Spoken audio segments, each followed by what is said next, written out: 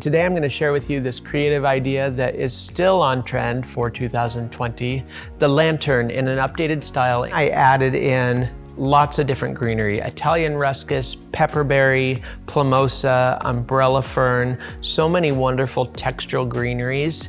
And I'll be honest, I don't think that's going out of trend either. There's so many cool greeneries and brides are really loving foliage. So all of the different textures are a fun way to start the overall effect. To begin this design, I used an 8-inch Lomey tray with Smithers Oasis Midnight Foam anchored into it using waterproof adhesive tape. Then I added the lantern to the top of it and adhered to the outside of that a Grande Iglu using bind wire.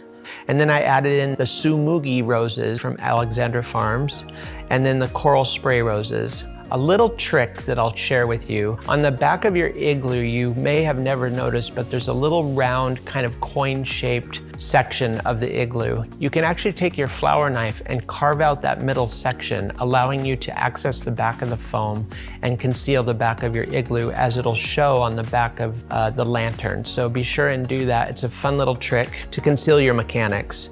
To finish it off, just wind a little bit of the jasmine vine throughout and around the lantern, just to create a fun finished effect. If you utilize the igloo for all of the jasmine vine and upper greenery, and of course the flowers, you can actually utilize the overall lantern for the ceremony, selling it to the bride as ceremony decor, create the centerpiece, and then once the ceremony is over, they can be transferred on top of the centerpiece, allowing the bride to utilize it twice.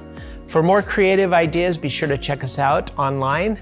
Hit the subscribe button and hit that little bell icon for future videos. And also, be sure and check out alexandrafarms.com. Thanks for watching today, guys. Bye-bye.